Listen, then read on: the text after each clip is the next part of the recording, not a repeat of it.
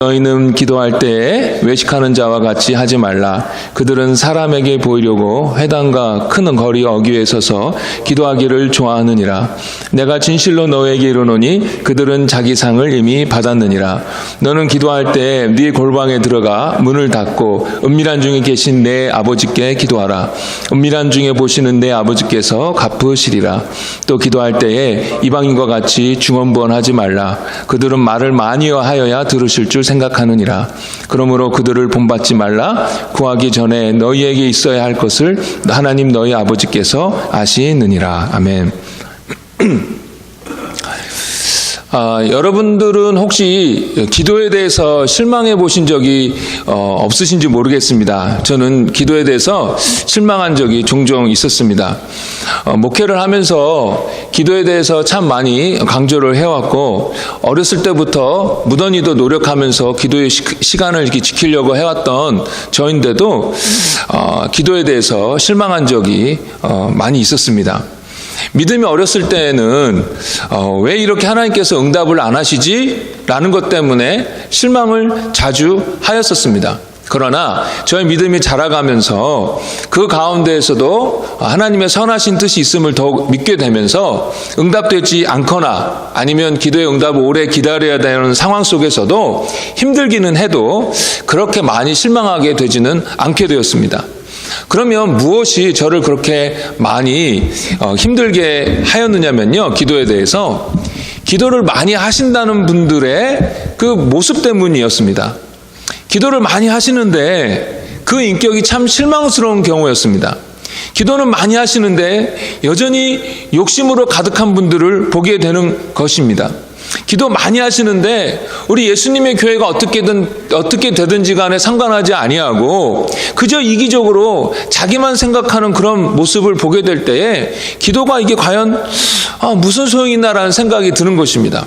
그분들이 기도를 하지 않는 분이라면 그렇지, 기도를 안 하니까 그런 거지 라고 아주 쉽게 이렇게 이렇게 결론을 내렸을 텐데, 기도를 그렇게 많이 하심에도 불구하고, 기도를 그렇게 열심히 하심에도 불구하고 그렇게 그런 부족한 모습을 보이게 되니까 정말 기도가 필요한 건가 라는 그런 의심스러운 마음을 갖게 되는 것이었습니다. 그런데 제가 이런 생각 와중에 버뜩 깨닫게 된 게 뭐냐면, 기도를 많이 해도 어떤 기도는 응답되지 않는다라고 우리 하나님께서 분명하게 말씀하신 것이 이렇게 버뜩 생각이 나는 것입니다. 그러니까 저와 여러분들이 기도 정말 많이 해도, 밤을 새워 기도해도 안 되는 기도가 있다라는 것입니다. 안 듣는 기도가 있다라는 것입니다. 야고보서 4장 3절에 보니까 정욕으로 쓰려고 구하는 경우에 구하여도 받지 못한다라고 이렇게 말씀하고 있습니다. 그리고 이사야서 59장에 보니까 우리의 죄악 때문에 하나님께서 응답하지 않으신다라고 말씀하고 있습니다. 그리고 오늘 본문에서는 사람에게 보이려고 기도하는 경우 응답받지 못한다라고 말씀하고 있는 거예요. 그러니까 정말 기도 많이 했어도 그 기도의 내용이 내 욕심에 근거한 것이었다면, 또 자기 자신을 돌아보고 회개하는 것이 없이 기도만 많이 했다면, 그리고 사람이 하나님이 아닌 사람에게로 향해서 기도하고 있었다면 하나님 앞에 소용없는 기도를 했었다라는 것입니다. 그러면 그런 기도는 많이 해봐야 소용이 없는 것입니다. 그래서 그런 기도만 많이 했기 때문에 그 인격에 아무런 변화가 없는 것입니다. 또 한편으로는 한국교회의 신앙 방향이 그랬기 때문입니다. 지금까지 저희 한국 사람들의 그 기독교 신앙은 가난하고 어려운 시대에서 출발했기 때문에 기도해서 병이 낫고 문제가 해결되고 가난에서 벗어나고 등등 이런 것들을 중요한 그 신앙의 성취라고 생각을 했었습니다. 그래서 간증도 다 그런 류였지요. 그리고 하나님은 정말로 가난하고 아팠던 한국 성도들을 불쌍히 여기셔서 이런 기도의 제목들에 대해서 수없이 응답해 주셨습니다. 정말 귀한 은혜의 경험들이었습니다. 그런데 사실 이런 것들은 부차적인 것이었고, 예수님께서 정말로 중요하다고 하신 것들은 다른 것이었습니다. 예수님처럼 다른 사람들을 사랑해 주는 것, 성령의 열매를 맺어서 우리의 인격이 예수님을 닮는 것, 영혼을 구원하는 것, 그래서 하나님 나라를 확장하는 것, 이것이 예수님께서 중요하다고 하신 것이었는데 그런 것에는 관심이 없고 그저 기도해서 병 낫고 경제 문제 해결되고 자식 잘 되는 것만 구하는 것입니다. 한국에서 한국의 모든 종교가 한날에 모여서 기도하는 날이 있는데 그 날이 언제냐면은 대부를 위해서 학력고사를 치를 때입니다. 그때 교회에서 각 교회마다 그 입시 기도회를 하죠. 근데 교회만 그러는 게 아니라 절에서도 성당에서도 아마 미신에서도 하여튼 그 대입 시험 치는 날에는 다 똑같이 자식들 대학 시험 잘 봐서 대학 붙게 해달라고 그렇게 하루 종일 기도합니다. 시험 치는 내내 그렇게 기도합니다. 한국의 모든 종교가 통합되는 날이 그날입니다. 그런데 그런 기도는 많이 하지만 예수님께서 정말 중요하다고 하는 것, 사랑하는 것을 위해서, 하나님 나라를 위해서, 세계 곳곳에서 핍박받고 있는 교회와 성도들을 위해서, 영혼을 구원하기 위해서 그렇게 기도했느냐는 말입니다. 물론 그렇게 기도하는 분들이 있지만 이렇게 자식 잘 되게 하려고 입시를 위해서 기도하는 만큼은 아니지 않냐는 말입니다. 우리의 기도의 대부분이 이 땅의 것들에만 해당되는 것입니다. 물론 이것이 나쁜 것이 아닙니다. 그리고 하나님이 우리 아버지시기 때문에 우리의 필요를 얼마든지 구할 수 있는 것입니다. 또 그렇기 때문에 우리의 기도 제목이 무슨 다른 종교와 무조건 달라야 된다라는 것도 말씀드리는 것이 아닙니다. 그런데 우리의 기도의 대부분이 이런 식이니 그래서 설령 하나님께서 거기에 대해서 응답을 해주셔도 정말 우리 예수님께서 중요하다고 하시는 부분에 있어서는 열매가 없는 것입니다. 이것이 한국교회의 문제였고 또한 우리의 기도의 문제였던 것입니다. 결국 신앙이 어린 것입니다. 아무리 교회가 커지고 교세가 커졌다 할지라도 그 수준은 아이 수준이었다라는 것입니다. 이제는 저희가 정말 예수님께서 원하시는 것이 무엇인지 알고 그것을 위해서 기도해야겠습니다. 그러면서 우리의 삶의 목표와 우리의 인격이 더욱더 예수님의 것과 이렇게 비슷해져야겠습니다. 그러면서 우리의 기도를 통하여 구체적으로 일하시는 하나님을 더욱더 경험해야 되겠다라는 것입니다. 한마디로 우리의 기도와 우리의 신앙이 성숙해지기를 원하는 것입니다. 그래서 앞으로 예수님께서 가르쳐 주신 이 기도를 몇 주간 좀 다루어 보고자 합니다. 예수님께서 가르쳐 주신 기도인이 얼마나 하나님의 뜻에 잘 맞겠습니까? 그 기도를 통하여 저희들이 얼마나 성숙하게 될까요? 그 기도를 통하여 우리가 얼마나 예수님의 마음을 갖게 될까요? 그 기도를 통하여 하나님 나라의 확장을 위하여 구체적으로 일하시는 하나님을 얼마나 많이 경험하게 될까요? 이 주기도문에 대해서 생각해 보게 되니까 너무 기대가 되고 가슴이 막 쿵쾅쿵쾅 거리는 것입니다.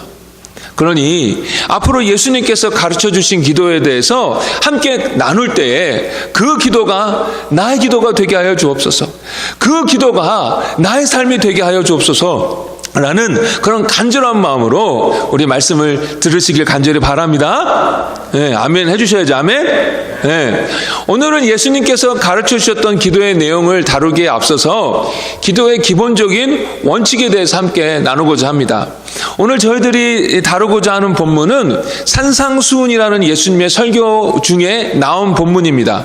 마태복음 5장부터 7장까지 예수님께서 산 위에서 하신 설교, 교훈이라고 해서 산상수훈이라고 하는데, 간단히 말씀드리자면 하나님 나라에 속한 자들이 어떤 모습이며 또 어떻게 살아야 되어야 하는지에 대해서 말씀하고 있는 것입니다.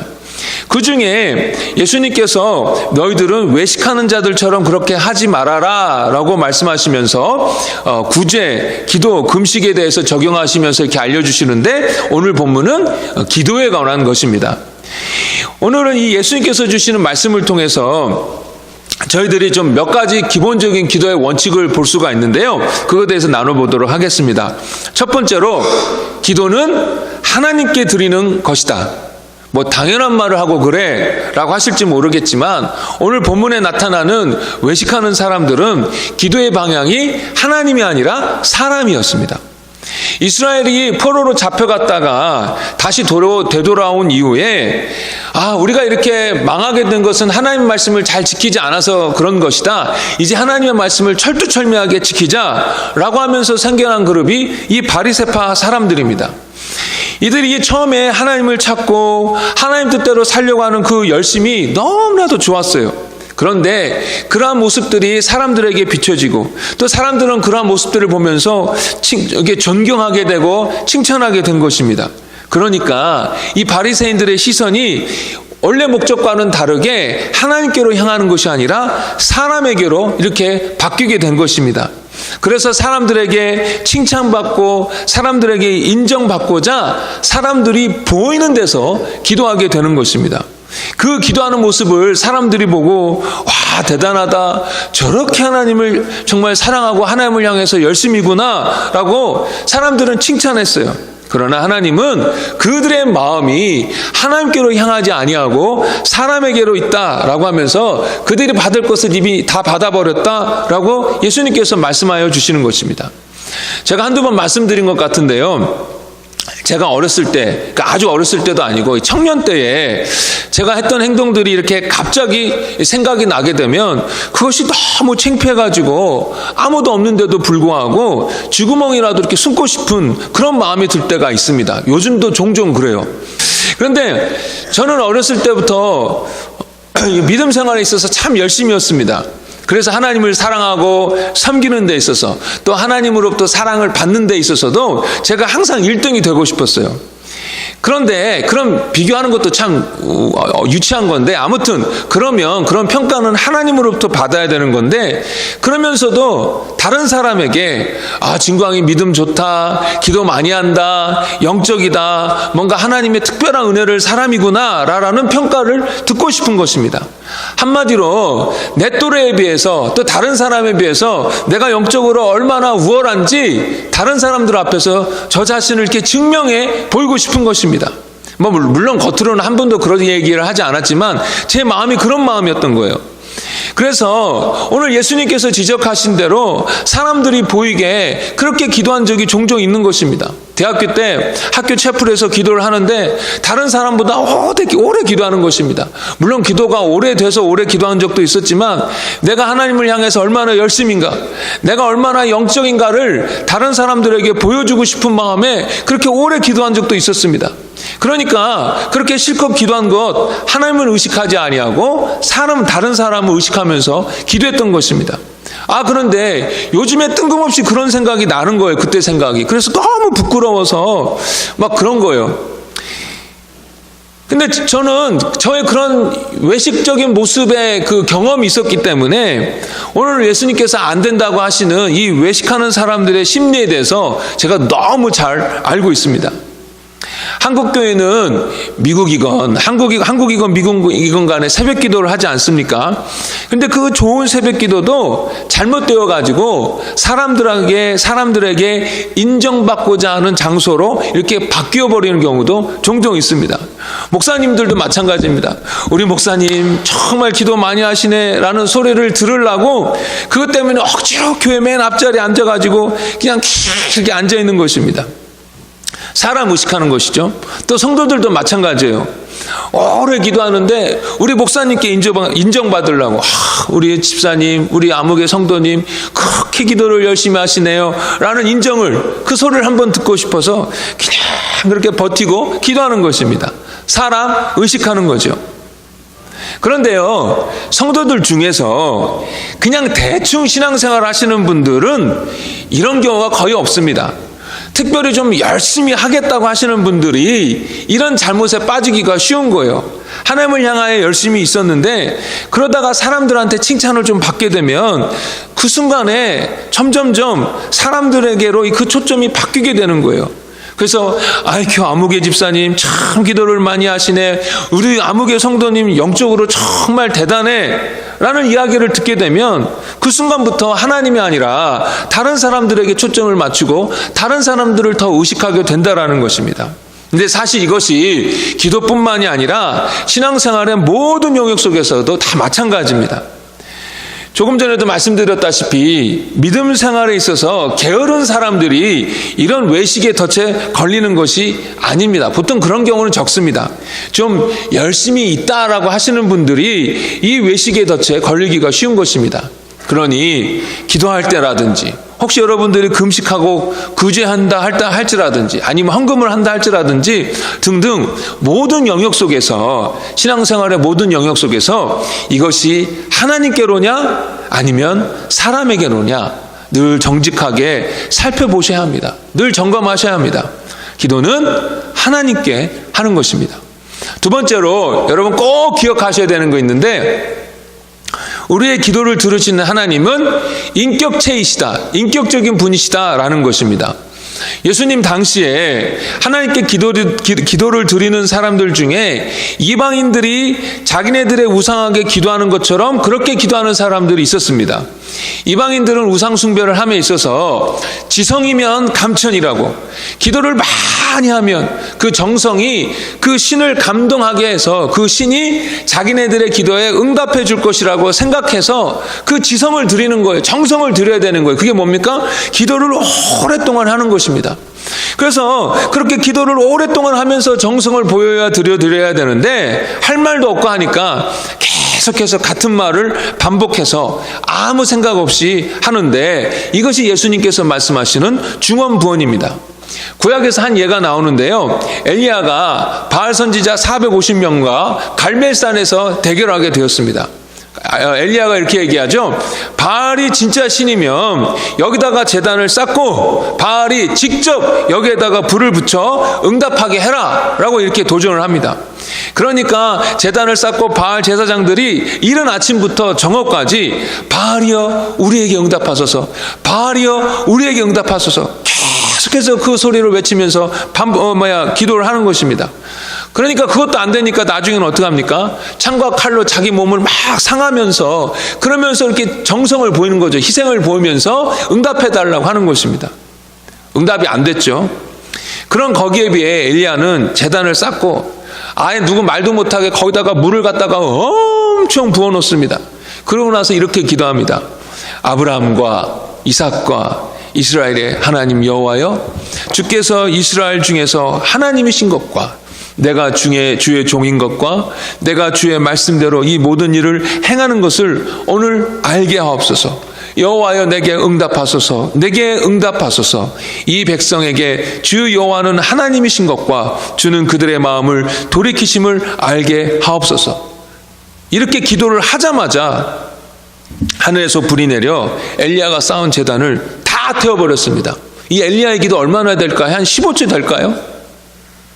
여러분 한번 생각해 보십시오. 제가 누구랑 이야기를 하는데 계속 같은 말을 반복하는 것입니다. 그럼 상대방이 저에게 이 사람 미쳤나? 그러지 않겠습니까? 미친 사람이거나 아니면 술을 정말 많이 먹어서 취한 사람은 계속 같은 말을 반복합니다.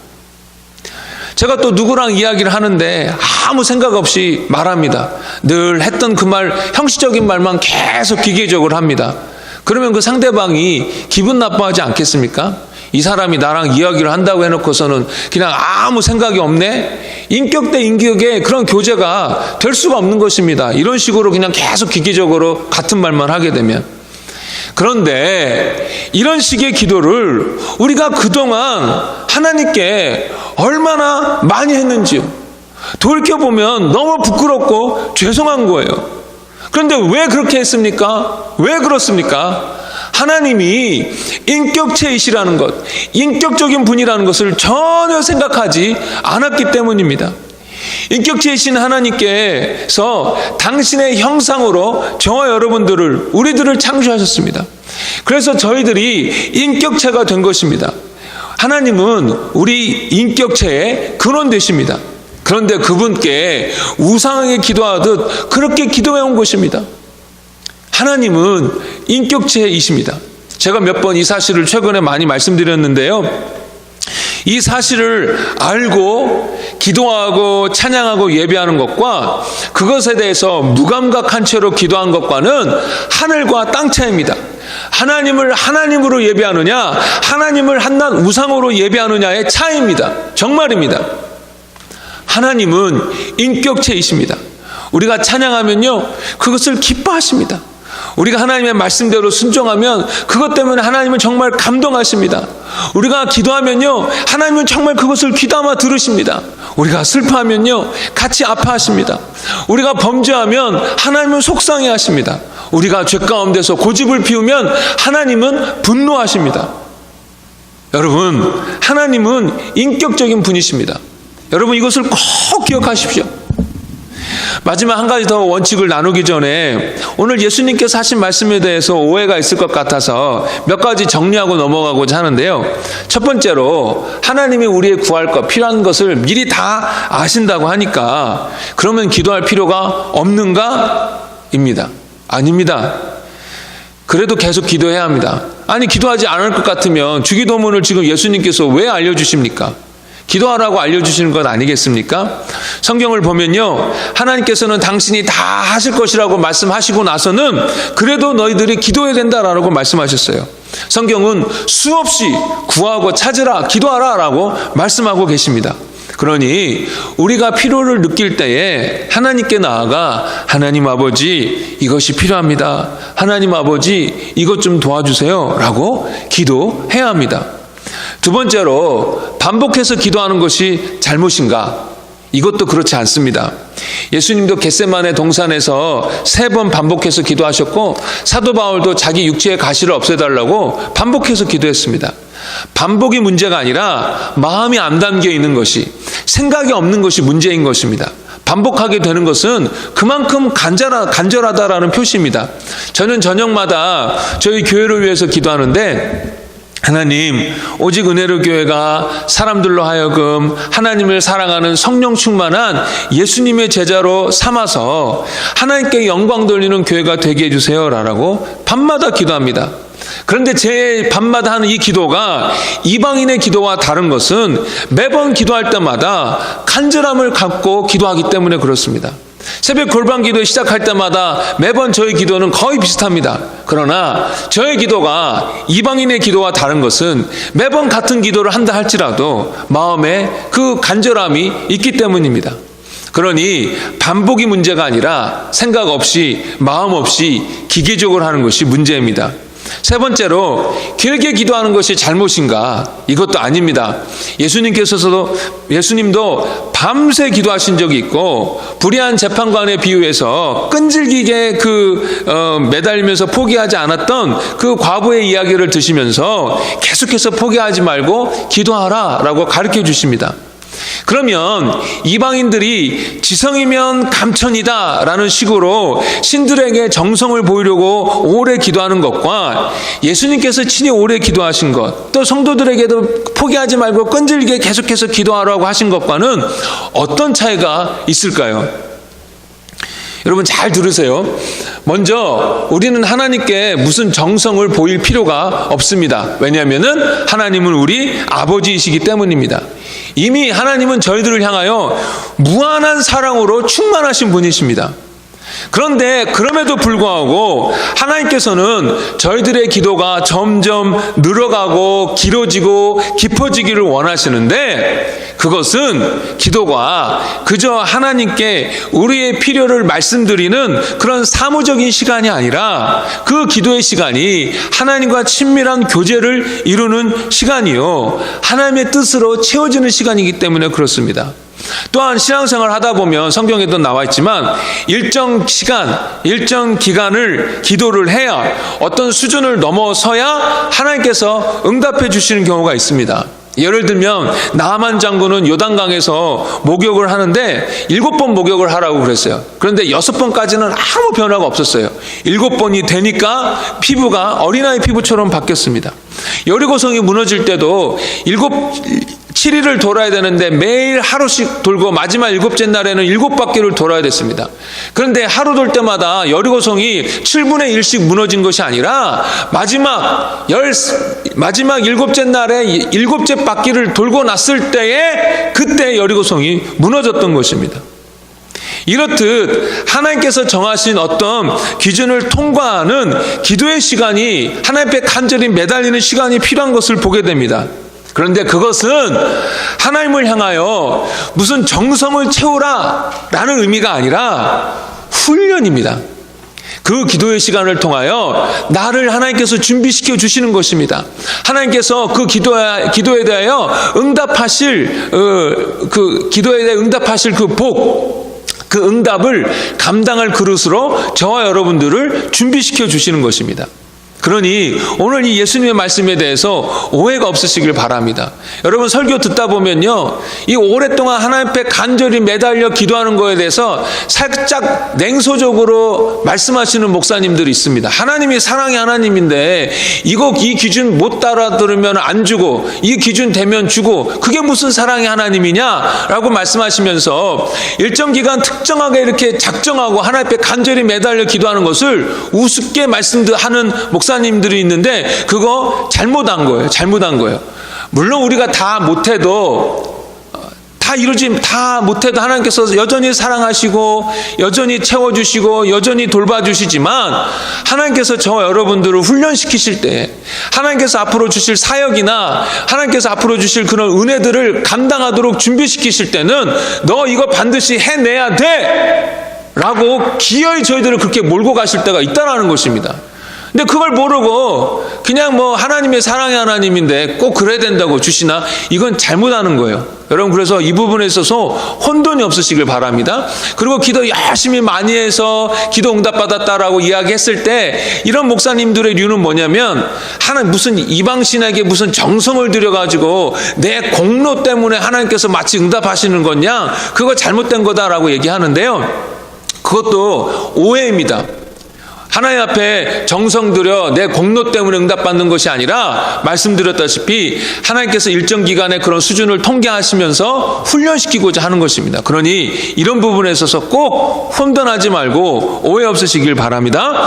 그러니 우리의 생각과 하나님은 중요한 것은 하나님은 인격체이시고 그러기에 우리가 기도할 때 우리의 마음과 생각을 담아야 한다는 것입니다. 절대로 오늘부터 우리의 기도 가운데 그냥 중언부언하는 일이 없기를 간절히 바랍니다. 하나님은 인격체세요. 근데 그 앞에서 감히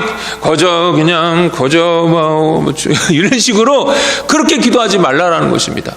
여러분 마음을 담아서 또박또박 기도하십시오. 또박또박. 마지막으로 오늘 본문에서 예수님께서 알려주시는 기도 원칙은 무엇이냐면 골방에서 기도하라 라는 것입니다.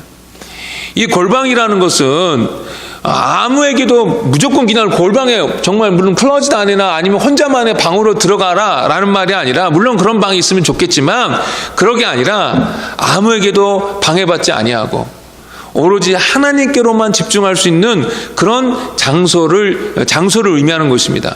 그래서 다른 사람을 의식하지 아니하고 기도만 할 수 있다면 하나님께로만 집중할 수 있다면 새벽 기도 시간에 다른 사람들과 함께 기도해도 골방에서 기도하는 거랑 마찬가지입니다. 중요한 것은 하나님께로만 집중할 수 있는 시간과 장소를 정해서 기도해야 한다는 것입니다. 여러분 기도에 있어서 여러분 속지 말아야 할 것이 있습니다. 저는 늘 주님과 동행하면서 기도하기 때문에 따로 기도할 시간이 필요 없습니다 라고 하는 이렇게 이야기하는 분들이 있는데 이거 틀렸습니다.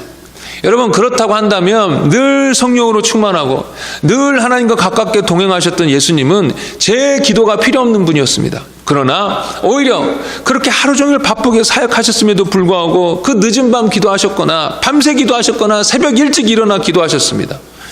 늘 그렇게 기도하셨어요, 예수님. 또 한 가지는 기도가 중요한 것이 아니라 삶이 중요합니다 라고 하면서 기도를 별로 중요하게 여기지 않는 태도입니다. 물론 삶이 중요하죠. 기도만 하고 삶이 배제된 기도는 진정한 기도가 아닙니다. 그러나 기도하지 아니하고 삶만 따지는 것도 잘못되었습니다. 역시 삶으로 말하자면 예수님 아니겠습니까? 완벽하게 죄 없이 사셨던 분이 예수님 아닙니까? 그러나 예수님은 얼마나 기도를 많이 하셨습니까? 그러니 여러분 이런 말에 속지 마십시오. 기도 안 하는 목사님들이 가끔 이렇게 이야기하는데 이런 말에 절대로 속지 마십시오. 다시 기도의 골방으로 들어가시기 바랍니다. 여러분 그 골방에 들어가면은요 아무도 보지 않는 것 같지만 우리 하나님께서 은밀한 중에 보고 계신다라고 말씀하고 있습니다. 여러분, 이 사실을 꼭 기억하십시오. 우리 하나님께서 은밀한 중에 여러분들을 보십니다. 우리가 기도할 때 때로는 하나님의 임재가 느껴지고 우리 마음 가운데 충만한 감동이 일어나서 무슨 폭포수와 같이 기도가 막 터져 나올 때도 있습니다. 그러나 그렇지 않은 날도 많이 있습니다. 오히려 저 같은 경우에는 후자인 경우가 더 많습니다. 그러나 아무것도 안 느껴진다고 그래도 하나님이 안 들으시고 안 보시는 것이 아닙니다. 다 듣고 계십니다. 제가 어떤 목사님이 쓰신 글을 보니까 참 너무 비슷해서 감사했어요. 예전에는 기도할 때나 예배를 인도할 때에 뭔가 느껴져야 하나님이 함께 하신다라고 여겨졌는데, 이제는 그렇지 않더라도 말씀에 그렇게 약속이 되어 있기 때문에 함께 하신다는 것이 믿어진다라는 것입니다. 그것이 사실이고요. 저도 마찬가지입니다. 하나님이 다 보고 계시고 다 듣고 계신 것을 저는 믿습니다. 예전에 안 믿은 건 아니었는데, 제가 몇 번 말씀드렸는데, 이 중고등부 수련회 마지막 날 그 기도해 주러 갔는데 그 찬양할 때 그것이 새삼스럽게 와닿는 거예요. 나는 뭐가 느껴지는 것이 없어도 하나님께서, 인격체이신 하나님께서 내가 찬양할 때 그 찬양 다 듣고 계시고 기뻐하시지, 내 기도 다 듣고 계시지 라는 것이 너무나도 당연한 사실이 다시 새롭게 저에게 다가온 것입니다. 예전에 그걸 제가 안 믿었습니까? 아니요, 믿었죠. 근데 믿었는데 더 믿어지는 거예요. 다른 말로 하자면 하나님의 임재의식이 다시 저에게 있어서 새로워진 것입니다. 하나님께서 성령으로 통하여 나와 함께 하심이 그 사실에 대한 인식이 저에게 있어서 다시 새롭게 회복된 것이었어요. 그래서 뭐가 느껴지지 않아도 하나님이 다 듣고 계시고 보고 계신다라는 확신이 있으니까 이게 너무 신나는 거예요. 그래서 자꾸 여러분들에게 알려드리는 거예요. 여러분들도 좀 그렇게 같이 그 하나님이 여러분 하나하나를 다 보고 계시고 알고 계시는 것을 인식하면서 지내면 좋겠다 싶어가지고요. 우리의 골방 기도가 누구 하나 다른 사람들이 다 안 알아줘도 기대가 되고 신이 나는 이유는 하나님께서 은밀한 중에 우리의 기도를 분명히 하나하나 다 듣고 계신다는 사실 때문입니다. 그것을 확신할 때입니다. 그리고 이 사실을 확신하게 될 때에 중언부언도 안 하게 되는 것입니다. 그러니 여러분, 골방에 들어가 기도하시기 바랍니다. 이미 하고 계셨던 분이라면 앞으로도 잘 지키시길 바라고, 지금까지 이 골방 기도를 하지 못하셨더라면 이제 시작하시길 바랍니다. 예수님께서 지금 골방에 들어가 기도하라라고 말씀하고 계시기 때문에 그렇습니다. 그리고 여러분, 골방에 들어가 기도할 때 꼭 기억하십시오. 하나님께서 여러분 말 하나하나, 여러분 숨소리 하나하나, 여러분의 표정, 여러분이 기도할 때 어떻게 느끼고 있는지 그 감정 다 보고 계시고 있다라는 것입니다. 말씀을 정리하겠습니다. 여러분들은 어떠신지 모르겠지만 제가 처음 아이를 갖게 되었을 때요, 저는 막 감동이 되거나 흥분이 되지 않았습니다. 처음에 저희 집 큰아이가 태어나고 나서 이제 얼마 시간이 지난 다음에 이 간호사가 좀 돌봐주지 않습니까? 맨 처음에 아기를 낳으면 그 다음에 이제 어느 정도 돌봐주다가 그 아이를 이렇게 이제 엄마 품에 데려와서 저와 아내와 이제 아이가 함께 있게 됐는데, 얼마 안 있다가 우리 큰아이 진우가 이제 똥을 싼 거예요. 근데 간호사가 저한테 갑자기 기저귀를 갈라라는 것입니다. 똥기저귀를. 근데 한 번도 안 해봤는데 이 기저귀가 똥을 싸서 더러운 것을 떠나서 이 기저귀를 갈 때에 내가 무슨 실수를 해가지고 이 조그만 아이가 막 부서질까봐 어찌나 막 긴장이 되던지요. 근데 그때 그 긴장된 감정, 그것이 처음 아이를 갖고 나서 쭉 얼마 동안 갖게 된 저의 감정이었어요. 아이에 대한 뭐 사랑, 이거보다는 그것은 좀 눌려 있었던 것 같아요. 그저 이 책임감, 이 부담감, 걱정이 이만큼 이렇게 막 쌓여가지고 이런 감동을 느낄 여유가 없었어요. 그런데 몇 달을 지내면서 이 아이에 대한 사랑이 이게 생겨나는 것입니다. 그래서 어찌나 사랑스럽던지 나중에는 몇 달 지나고 나니까 이 아이를 위해서 죽어야 된다면 얼마든지 죽을 수 있겠구나라는 생각이 이렇게 드는 거예요. 근데 그때부터 제게 일어났던 변화가 뭐냐면 이 아이가 울면 어느 순간부터 제 마음이 같이 짠하고 아픈 거예요. 예전에는 그런 마음이 없었는데 아이가 울면 뭐가 그냥 기계적인 거죠. 뭐가 부족한가 아이들 주사 맞으면 주사 맞아야 돼. 아이가 울어도 별 이렇게 느낌이 없었는데 이 아이에 대한 사랑이 커가니까 아이가 울면 저도 같이 마음이 아픈 거예요. 그리고 속상한 거예요. 제가 이 말씀을 왜 드리냐면 우리 하나님의 마음이 그렇다라는 것입니다.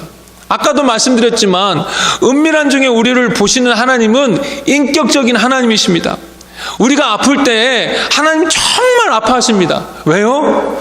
그분은 우리를 지극히 사랑하셔서 예수님까지 죽이신 분이에요. 그렇게 사랑하시기 때문에 자기가 사랑하는 자녀가 아프면 당신도 아파요.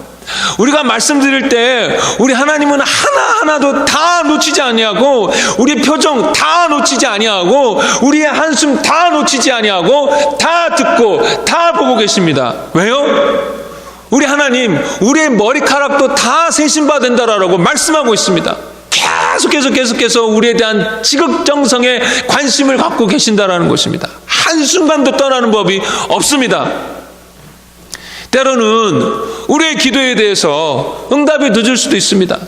답답하고 힘겨운 상황이 빨리 해결이 안 돼서 기도에 대해서 실망할 수도 있습니다. 그러나 그렇다고 해서 하나님이 안 듣고 계신 것이 아닙니다. 하나님은 다 듣고 계시고 보고 계시고 여러분이 아파하는 것보다 더 아파하고 계십니다. 그러니 다시 기도의 골방으로 가시기 바랍니다. 그래서 우리를 사랑하시는, 우리를 늘 안쓰럽게 보시는 그 하나님 아버지 앞에 나아가 다시 말씀드리시길 바랍니다. 다시 하나님과의 교제를 회복시키시길 바랍니다. 우리 하나님, 우리 여러분의 모든 말, 생각 다 놓치지 않고 다 듣고 계시고 가장 적합한 때에 가장 적합한 곳으로 그리고 예수님 닮은 모습으로 저와 여러분들에게 응답해 주실 것입니다. 여러분 다시 골방에 그 기도의 골방으로 들어가시기를 주의 이름으로 축복합니다. 우리 함께 좀 말씀에 근거해서 기도하길 원하는데요.